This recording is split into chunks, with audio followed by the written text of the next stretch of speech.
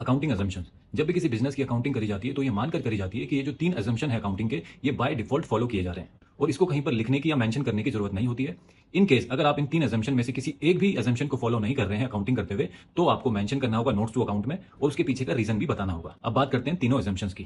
पहला अजम्पशन है going concern. Going concern हमें बताता है कि जिस बिजनेस की आप अकाउंटिंग कर रहे हैं वो बिजनेस अभी सालों साल चलेगा, वो भी बंद नहीं होने वाला है, फ्यूचर में भी वो लगातार चलता रहेगा। तभी जब भी कोई बिजनेस कैपिटल एक्सपेंडिचर करता है, फॉर एग्जाम्पल कोई मशीनरी खरीदी गई, अब उस मशीनरी पर जो डेप्रिसिएशन लगाया जा रहा है वो सालों साल तक लगाया जाता है, ना कि सिर्फ उसी साल के लिए लगाया जाएगा, वो सालों साल तक लगाया जाएगा, क्योंकि ये माना जाता है कि जो बिजनेस है ये सालों साल चलता रहेगा।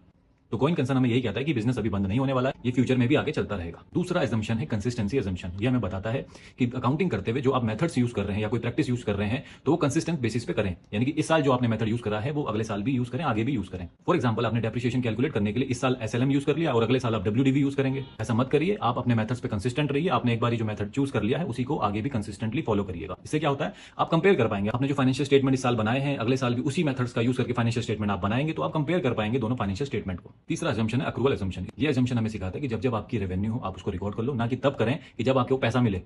सिमिलरली जब आपका एक्सपेंस लग जाए आपको तभी उसको रिकॉर्ड कर लो, ना कि तब करें जब आप उसको पे कर रहे हैं। फॉर एग्जांपल मान लीजिए आप एक बिजनेसमैन है, आपने अपना ऑफिस लिया रेंट पर, आपने उसको एक महीना यूज करा, तो जिस महीने आपने उसको यूज करा उस महीने की 31 तारीख को ही आपका एक्सपेंस वो लग गया है, आप उसको रिकॉर्ड कर लीजिए एज एक्सपेंस, भले ही आप उसकी पेमेंट अगले महीने करें या उसके 2 महीने बाद करें।